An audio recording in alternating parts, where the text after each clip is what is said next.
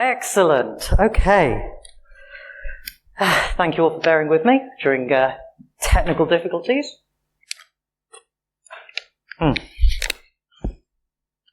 So, hopefully you're all expecting to be here for my talk. Asking the question, where do we go from here? Towards a philosophy of cybersecurity. Now, for those of you who don't know me, who the hell am I? So I'm Michel Disraeli. I've been doing this whole cyber lark for 15 years-ish, depending on how you think about it. About 2 years of that was major incident management, and then all of that since has been doing basically everything under the sun in cybersecurity. The only things I've not done is full-on red teaming, and I've not done like full-on cyber intelligence dark web scouring, but I've done a little bit of that actually. So that's sort of my professional background, and I've worked at, well, basically everywhere. I've worked in, currently in the finance sector, I've worked in the defense sector, where the big question in cybersecurity is how do we kill the people we want to kill and not kill the people we don't. And interestingly, I've even done cybersecurity in the video games industry, where I looked at not just sort of protection against the classic data theft, but also anti-cheat. And even I was asked to look at player safety, how to keep the actions of bad players down to a minimum. So, and I will be talking about philosophy in this talk, but to be completely clear, I've got absolutely no philosophy qualifications. If you can help with that, call me. And I just want to lampshade at the start of the talk that I think, like all of us, this last few months have been a bit of a nightmare. The endless heat waves, and if you're interested in the LGBT community, you'll know it's been a bit of a nightmare few months. So I've been having a bit of a mental health wobble. But if you're a regular at SteelCon, you'll probably be familiar with Phoenix.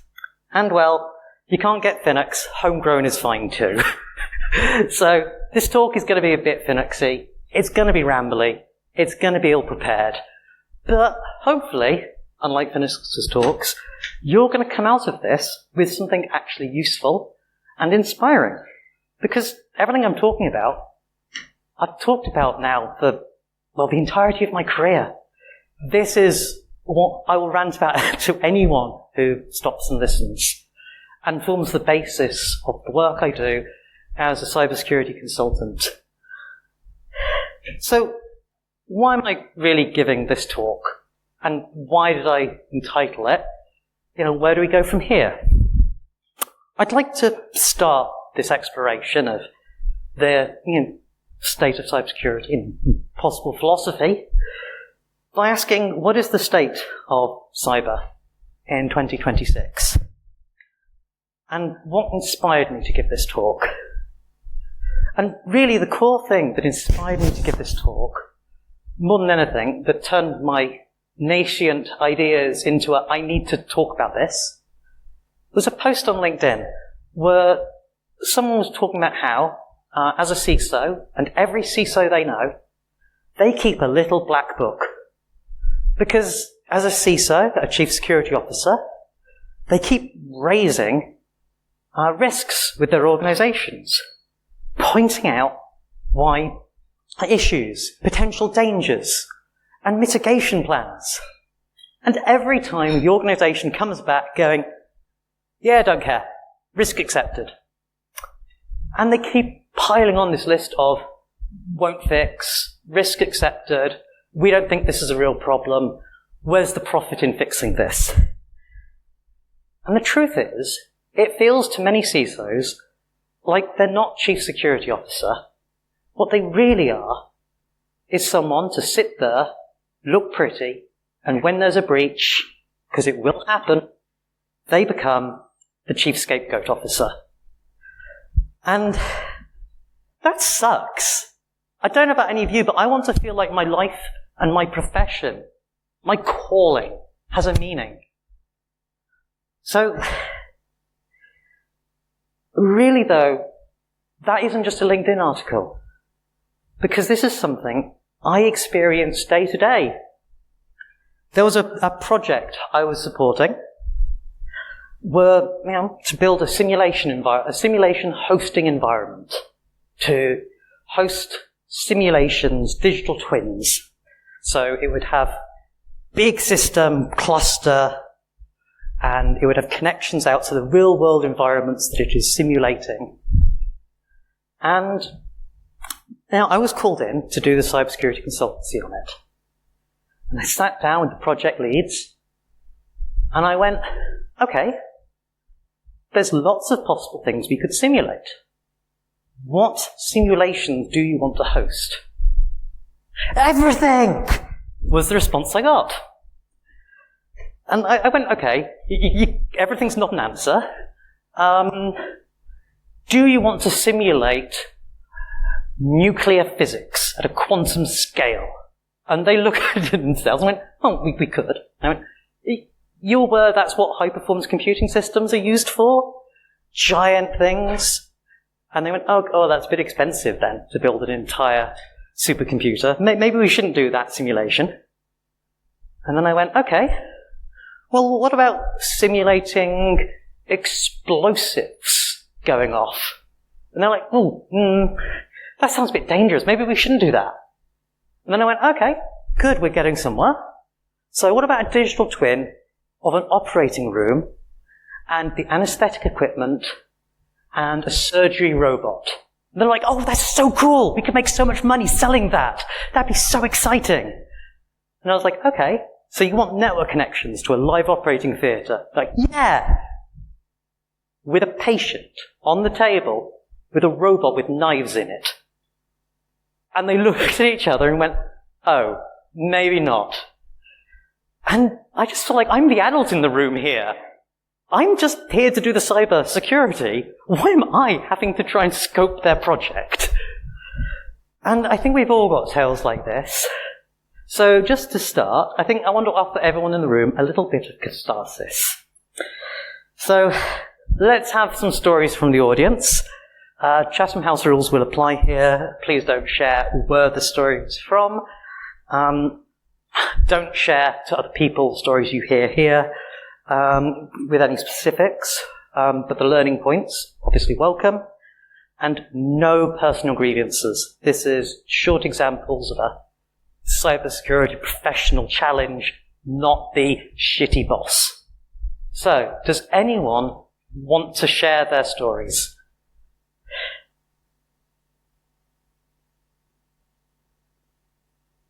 Okay. That's absolutely fine, because that is actually part of the challenge we face as an industry right here. Because we all know the value in sharing and discussing things, and yet professionally, we struggle to. But look at other industries, like aircraft, aviation. Those reports are published publicly. Same in shipping, actually. Shipping, disasters, reports into them are published openly by independent investigators to protect individuals and only assign blame to people who needs to have blame assigned to. But as an industry, we're stifled. We can't talk about the challenges we face day to day. And that's part of the reason we're here. And actually, I think I'll end this segment by talking about how really I hear this from all of you lovely people every year. Those new to the industry, you always tend to still calm going, oh my god, this is amazing, latest vulnerabilities. Oh, this incredible nation-state actor is doing such evil things. Oh my word, this crazy new penetration testing technique. Oh, here's how we can monitor systems better. New to the industry, you're really excited about that. But you've been doing this over a decade, you kind of become jaded. And you kind of ended up just going, I'd love to care about all of that, but if I can't get the teams I support to care about basic cash flow, how can I get them to care about fixing vulnerabilities? This sucks. And it really leads to asking, where do we go from here? What can we, as cybersecurity professionals, do to help with this situation? So, what I suggest is this isn't a fix by any means. But the power we have, at least, is to change how we approach things and the tactics we take as we communicate with people and talk about our roles and skill sets. Really, to bastardize a classic expression, cyber professionals, hack thyself. We need to consider, actually, what are our true skills? What is our real role within organizations? And how can we make a real difference to them? And we've got lots of different areas of work. Some of you may work in penetration testing. Some of you may work in a security operations center. Some of you may just write policy documents for a living. But I would argue we're all united in the cause we have. But it's not easy to see how we're united. And that's where we really need to begin to establish a philosophy of cybersecurity.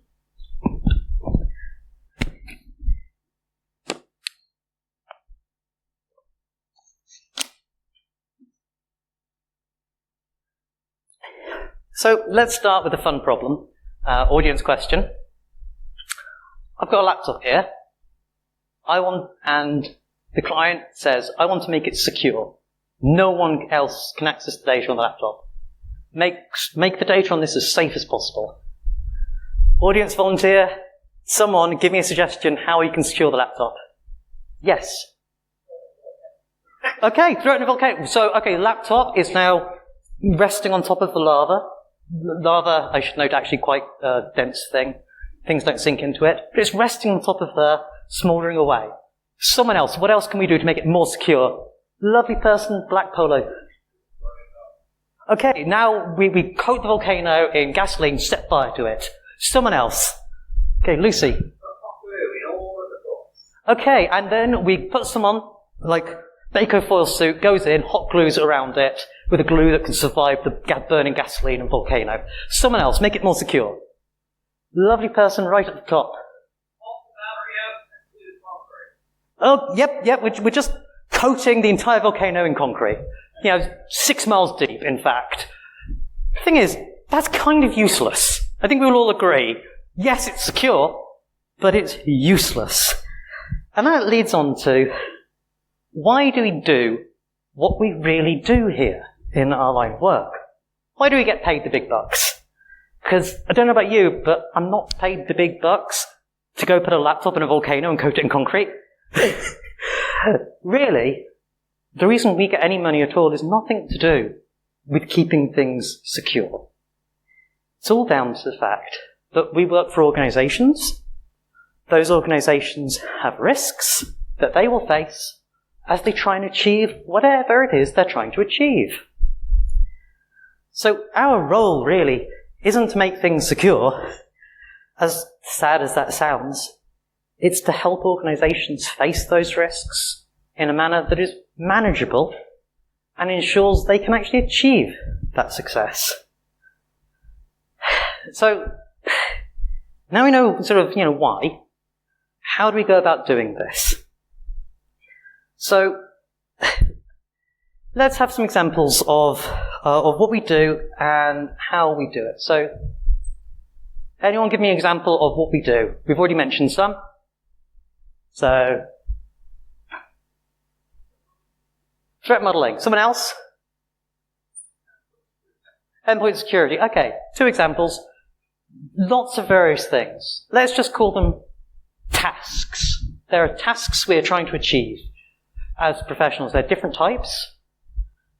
But let's say to do endpoint security, what do we need to know to do endpoint security? Someone offer me what we need to know to do endpoint security. Okay, so we actually need to have a specific thing. We need to then have a defined set of endpoints we want to protect. So we don't just need a task, we need a specific and defined task. How do we then do endpoint security? Do we stare at the laptop really hard? So someone suggests to me, how do we do endpoint security? Okay, yeah, we use technology. Excellent. So, and I think if you're a penetration tester, we use things like Nessus. So we apply technology and science to do those specific tasks. But if you're doing a penetration test, let's swap to a penetration test example here. So we need to do a penetration test of this customer's website. So we've got it specific and defined, activity to do. We've got Nessus and Metasploit and other tools that we can use. We've got the technology. What's missing from this penetration test engagement? Huh? Okay, you need people, that's true. Scope! Perfect! Thank you so much. Because what we need is, as we heard about with protecting that laptop, we need to know what are the conditions here? What are the limitations? Do we still need to be able to use a system? What can we do? What can't we do? And say in the penetration test example, how long? I'm sure every penetration tester in the room would love 6 years to penetration test a tiny little website. You could get so much fun out of it. Breaking all the way in, maybe do full-on red teaming. You know, that I broke into your small little e-shop by compromising Google. Like, there's lots of cool things you could do if you had an infinite amount of time. But really you need constraints. So, what we have is we carry out specific defined tasks, applying and synthesizing science and technology. So synthesizing, just bringing together different tools, different techniques. And we do that within constraints. Some of you may actually know what I'm describing there, because that's an overall discipline. Does anyone know what that discipline is called?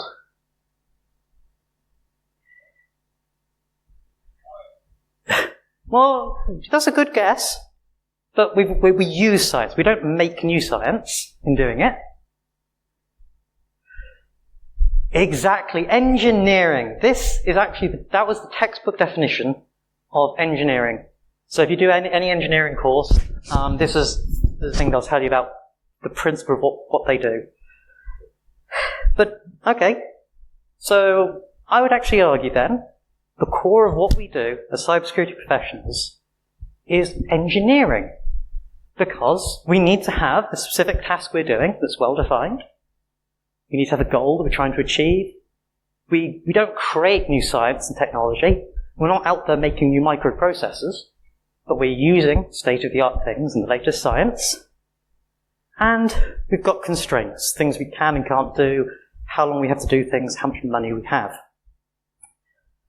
So that's engineering. But if I'm saying we're engineering, go make a road.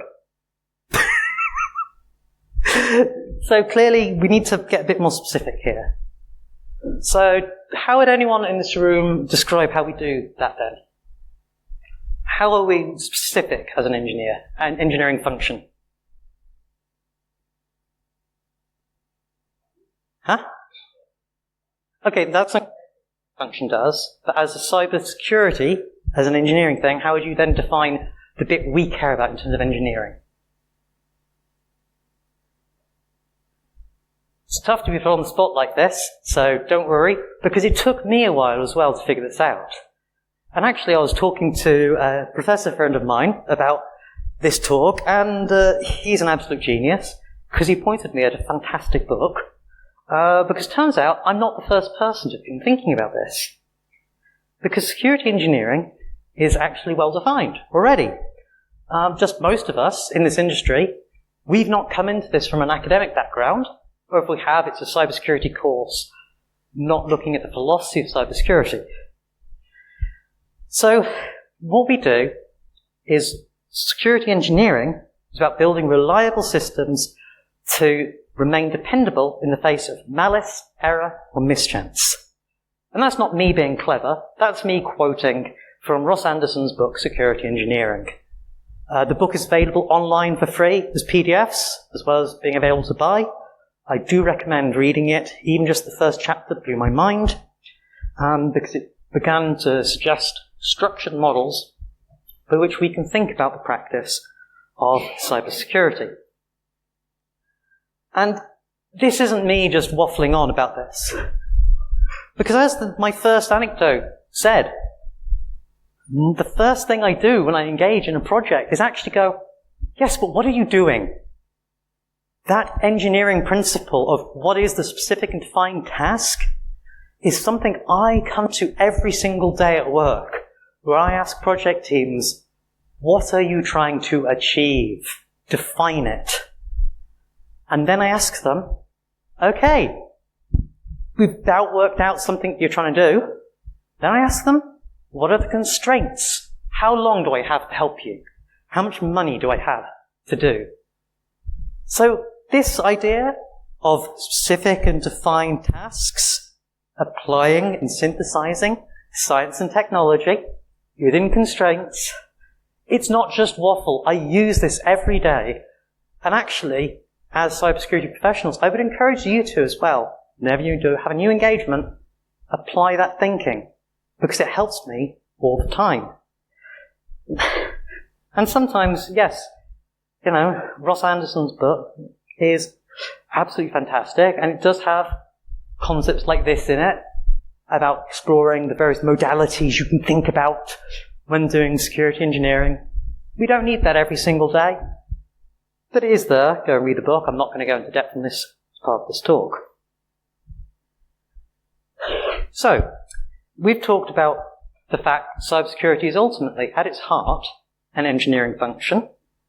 And I'd love to debate that with you later if you have any disagreement. Also, now I've defined engineering for all of you, have a think about the software engineers in your life. Because you may well work alongside some or know some. But are they really doing something with a specific and well-defined task? Are they really applying science and technology and synthesizing it? Or are they just code monkeys? And are there constraints to what they do? Once you start thinking of that in terms of what engineering really means, and then think about this move we're all seeing with introduction of AI and the like, and how that affects work and what people do.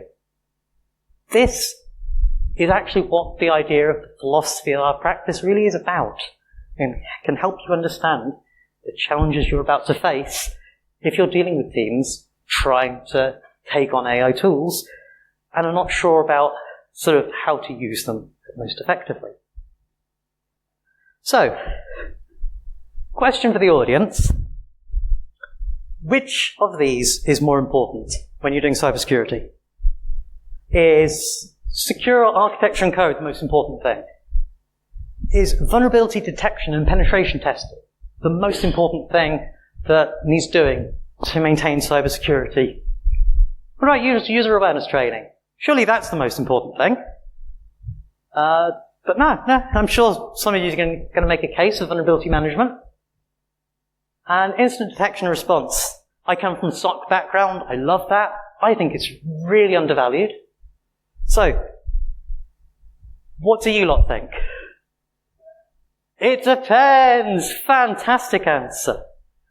Because I think, as any of you will probably know, there is no point doing incident detection and response if your environment is constantly compromised, because you're just wasting effort then. And there's no point having secure architecture and code if your users are just running anything that gets emailed to them from an external address. Really, these are all interlinked.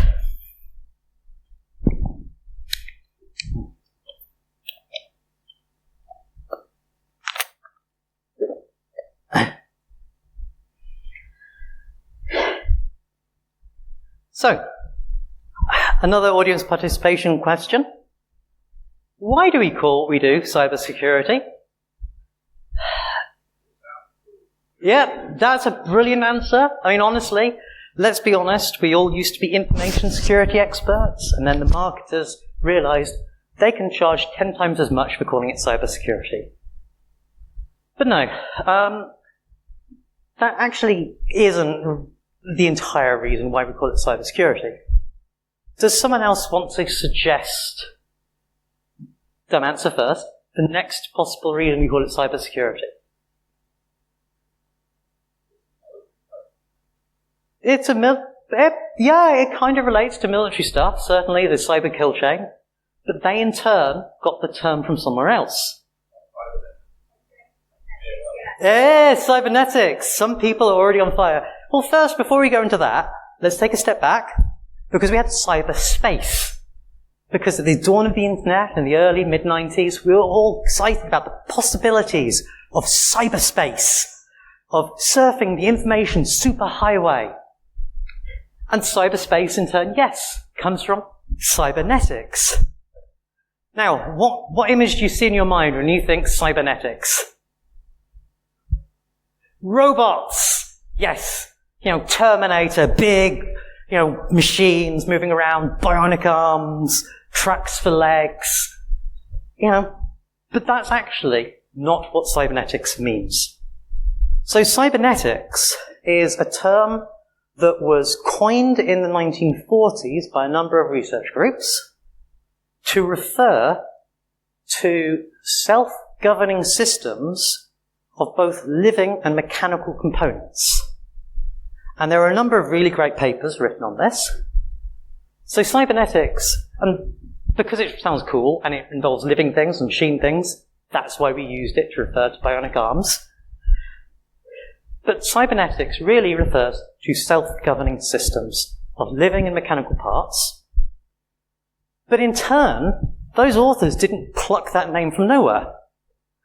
That name came from work done in the 1800s in France, where there were people looking at how society is governed. And they were studying cybernetique, is what they called it, the governance of society.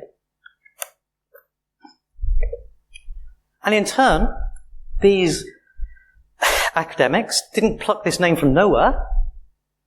They got the name from a famous container orchestration solution, Kubernetes. I jest, but it is the same origin. Kubernetes is just one way of anglicizing, so is cybernetics. Because the original ancient Greek, I can't pronounce it properly, but Kubernetes, cybernetes, it's the same word. And what is the Kubernetes Container Orchestration Systems logo? Oh, wheel, ship's wheel, specifically. And that's because in ancient Greek culture, like literally, Kubernetes means to steer well, to steer a ship well. And in ancient Greek culture, they use that metaphor to talk about governing a society. So why am I talking about any of this? Why does this matter to us as cybersecurity professionals? Well, I put it to you that this is actually vital to the work we do. Because, as we saw here, which parts of this are about computers directly? Like, they involve computers, some of them. They involve interacting with them. But if you're writing policies, that's not a computer. You're talking about people. So one of the things we need to make sure we're doing as cybersecurity professionals and an industry is we need to dispel this idea that we do the cyber with computers.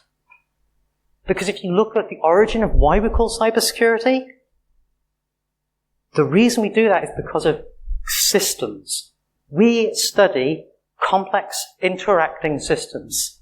And specifically, we do security engineering for complex interacting systems. And we shouldn't care whether those systems are electrons or people or gravitational interaction of planets. I don't know why you do cybersecurity for planetary interactions, but hey, maybe in 1,000 years we will. Okay, so let's actually take a step back then and look at a system, a process. From an academic point of view, when it comes to a system, what properties does a system have? Well, a system has an input, something that feeds into it, or information it can read. It has output, ways it affects the world around it, and it has side effects, things it didn't mean to do. And it also has how it operates, its processes that it actually does, and how. And it may have some data it stores. So, we've got a server. The server has incoming connections going, give me the database table. The server goes and retrieves it. It sends it out. And a side effect, it logs an error because it's written in Java. But let's twist this on its head. This system, right? The system is affected by things around it. The system has its own experiences and knowledge and how it interacts with the world. The system has things it's trying to achieve. And the system has things it doesn't mean to do, but it does. What would you call that if I was talking about a person, not a nebulous system? What would you call understanding that? Thinking about that? About what influences that system, what that person is trying to achieve, what that person has experienced before. What word would you use to describe that? Because psychology is that understanding. And I would in fact go further and say, in general, if you're looking at a person and you're understanding the experiences they've had, what motivates them, what's currently affecting them, and what they want to do, I would say that's actually compassion. Just in our case, a lot of the time we're using compassion for servers, for code,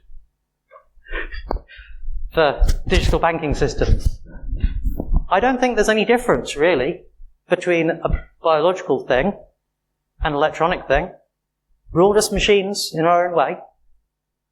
So I'd say a heart of what we do, ultimately, is we do compassion. Because yes, this is a talk about philosophy, and you can't have a talk about philosophy without talking about ethics. And I'd say compassion's at the heart of that. But audience participation time. Does everyone deserve security? Yes, I'm really opening this up to discussion. I am that mad. So, does everyone deserve security? Okay, that's a really good question, and that comes back to the basis of engineering. That's a beautiful question, define the problem, define the goal. But let me give you an example.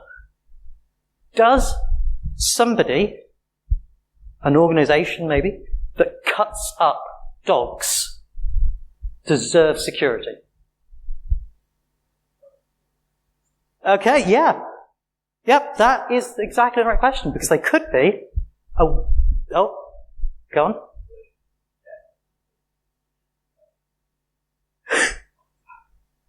Hey, that's a beautiful answer.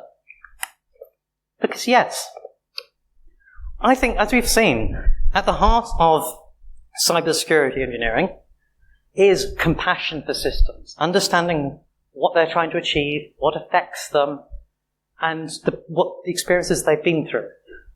But at the same time, we need to understand why it's trying to achieve that and put it in the wider context.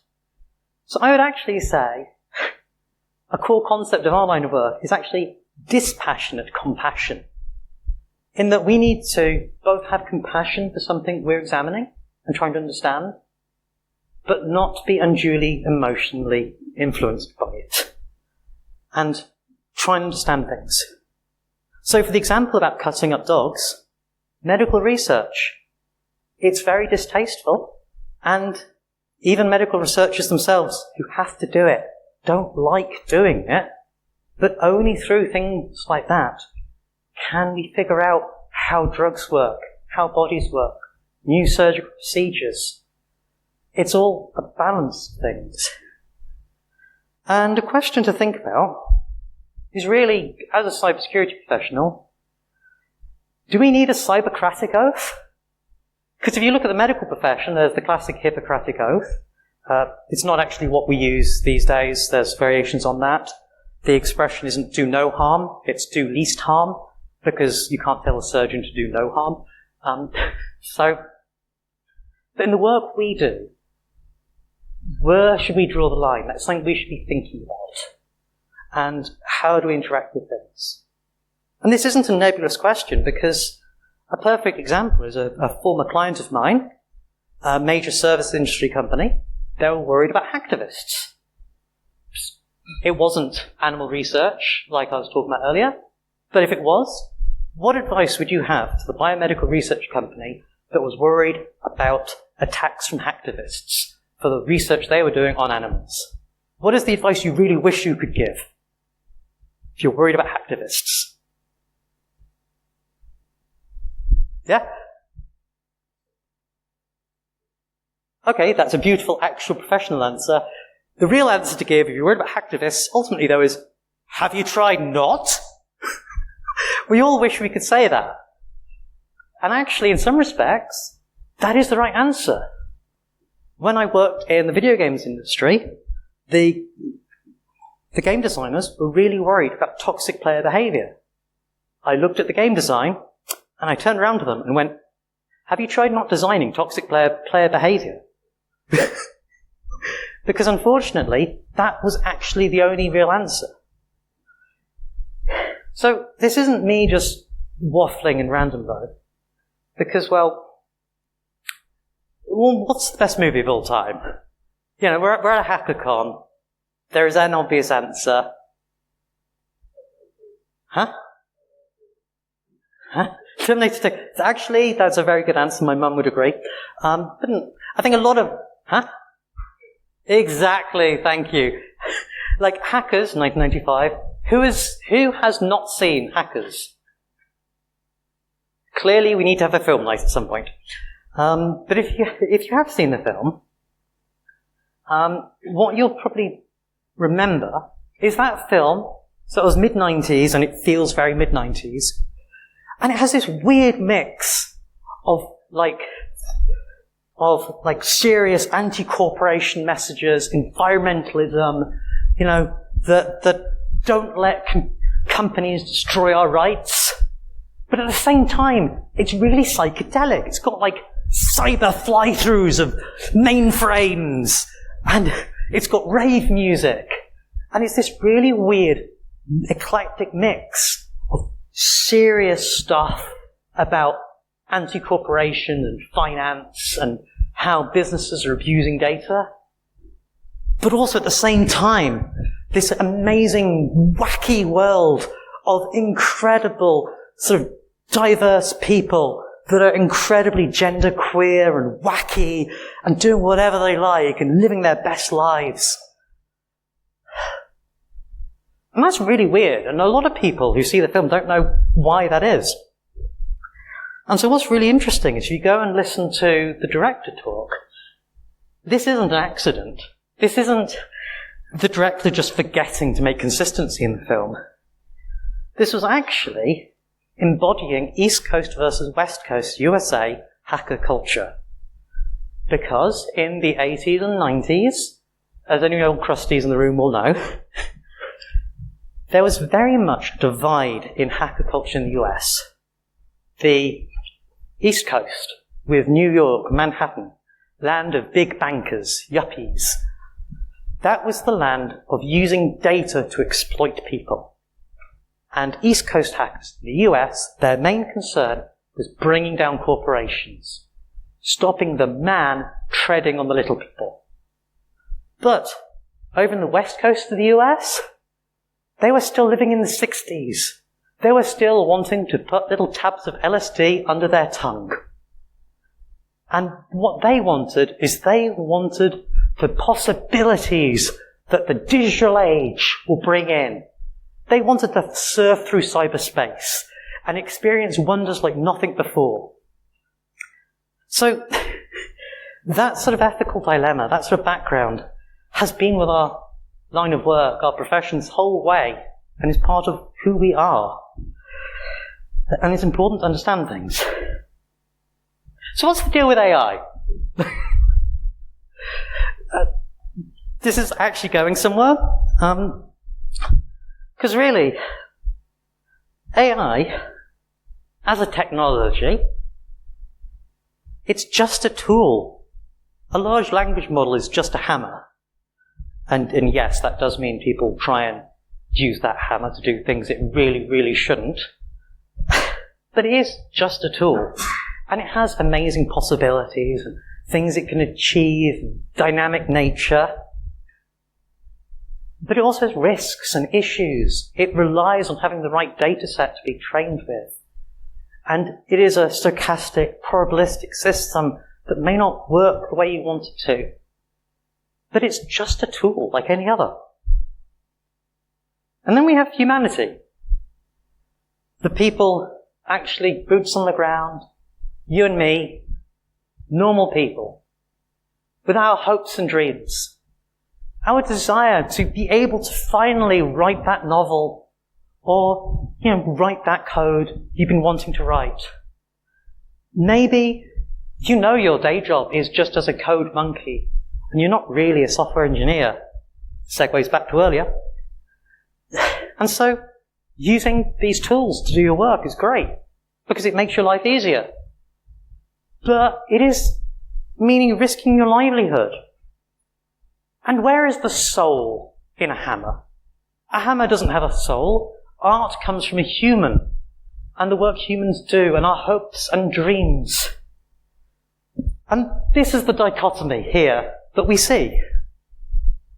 Yes, it's the bottom of the slide for a reason, because you've got the tool with its issues and problems. And we've got humanity, the lives we're trying to live, our hopes and dreams, and desire for real human connection. But when we talk about AI in society, what's missing? There's one thing we're not talking about, and actually, you'll notice we can't talk about most of the issues in the public discourse around AI in this model. Because this model is missing some of the main discourse. Because the main discourse is, people are trying to get rid of my job, or they're trying to shove crap art down my throat. Yeah, unfortunately, there's no other way of putting it. As cybersecurity professionals, we understand complex systems, and unfortunately, the dominant complex system of our world is late-stage capitalism, and all the issues you see, people complaining about how they don't want to pay money for an AI-made film. That's not them complaining about the technology, that's complaining about capitalism. It's complaining about the billionaires trying to get rid of the people's jobs. And that is exactly what Hackers, the 1995 film, was talking about. That film and its East and West Coast divide is still relevant today. So, okay. Let's further make this point. I've got a series of nodes, right? These nodes are interconnected, and these nodes take in information. They have a way they operate and make decisions, and these nodes talk to other nodes and pass the information to them. I've just been talking about AI, so what am I describing? In vague terms, that's a neural net. It's a neural network.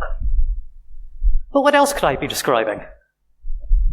Well, neurons in the brain, connecting things. Or I could be describing a series of servers talking to each other.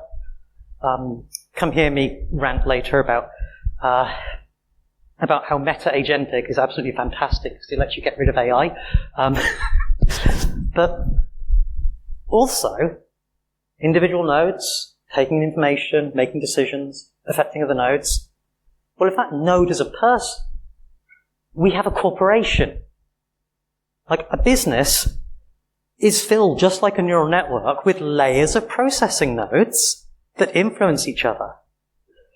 And so really, we already have artificial general intelligence. We just call it mega corporations. We just call it Amazon. We just call it IBM. We already have AI systems in charge of the world, because if you stop thinking about technology, start thinking about systems, that becomes very clear. We don't need to think about a large language model to do things, because we already have those processing nodes adding on to each other. So, if you're trying to actually then, so we're thinking about systems. Really, this is where I move into being a bit more educational and giving you a little takeaway point, other than philosophy. So systems, as we're thinking about them, one of the tools we have in our tool belt is to look at a system and go, how does it operate? Does it always do the same thing no matter what? Does it have a decision tree? Is it a if then else? Or does it operate by a roll of the dice? I think we'll all agree a human employee is very much a roll of the dice. You can't trust them to consistently follow the rules. So, as we take a step back from technology and view things as systems, we can consider if things are fixed in terms of the way they operate, if they are deterministic, they follow clear set rules consistently, or if they're probabilistic. And that then leads us to one of the biggest things you need to remember if you're trying to do security for AI, which is probabilistic versus deterministic. Really, if you're ever doing security for AI, that expression makes you sound like the most clever person in the universe. Because really, that's what it's all about. Because a large language model is probabilistic. It is rolling the dice. But you don't want your security controls to be a dice roll. And so you need to make sure you've got deterministic controls. And the same applies in general. Remember, systems, not technology. So when we say you need to make sure you've got access control to stop users from accessing things they shouldn't be able to, that's not you treating humans differently. That's you saying a human is probabilistic. And we need to make sure there are deterministic access controls. Really, AI security is very similar to what we do every day for the last centuries. It's the same concept. Probabilistic versus deterministic. And actually, that leads on to the final thing of just, we often deal with probabilities. Risks aren't certainties. And one of the things we need to be clear of when we're communicating with people, and as part of our professional practice, is what do we know for certain and what is probable, and not confuse the two of those. Because only by keeping those separate can people have confidence in what we're saying. Right. That was a lot of waffle, so thank you all so much for sitting around with me and listening to this. I would love to chat more. I believe we've got a few minutes before the next talk for any questions and discussion. If you remember nothing else, go away and look up Ross Anderson's website, because it is absolutely fantastic. The book's available for free, or even go buy it. And remember, think systems, not technology, and think engineering, specific, defined tasks, applying and synthesizing science and technology within constraints. And remember that some systems are deterministic and some are probabilistic, and which way do you want to control your security? Thank you.